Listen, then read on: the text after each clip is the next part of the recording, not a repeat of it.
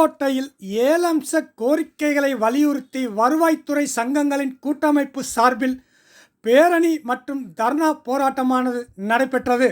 புதுக்கோட்டையில் வருவாய்த்துறை கூட்டமைப்பு சங்கங்களின் சார்பில் பணி பாதுகாப்பு வழங்க வேண்டும், வருவாய் பேரிடத்துறையில் உள்ள காலி பணியிடங்களை நிரப்ப வேண்டும், பணியின் போது உயிரிழக்கும் வருவாய்த்துறையின் வாரிசுதாரர்களுக்கு கருணை அடிப்படையில் பணி நியமன உச்சவரம்பை 5% 25% உயர்த்தி தகுதிக்கேற்ப உரிய பணியிடங்களை வழங்க வேண்டும் உள்ளிட்ட 7 அம்ச கோரிக்கைகளை வலியுறுத்தி புதுக்கோட்டை வட்டாட்சியர் அலுவலகத்திலிருந்து 500க்கும் மேற்பட்ட வருவாய்த்துறை அலுவலர்கள் ஆட்சியர் அலுவலகம் வரை பேரணியாக சென்று தர்ணா போராட்டத்தில் ஈடுபட மாவட்ட ஆட்சியர் அலுவலக வாயில் முன்பாக குவிந்தபோது காவல்துறையினர் அவர்களை தடுத்து நிறுத்தி உள்ளே அனுமதிக்காமல் 10 நபர்கள் மட்டும் மாவட்ட ஆட்சியர் சந்தித்து மனு அளிப்பதற்காக காவல்துறையினர் அனுமதித்தனர். பின்னர் அனைவருக்கும் உள்ளே வர அனுமதிக்கப்பட்டு மாவட்ட ஆட்சியர் அலுவலகத்தில் தங்களது கோரிக்கைகளை வலியுறுத்தி பல்வேறு தகவல்களையும்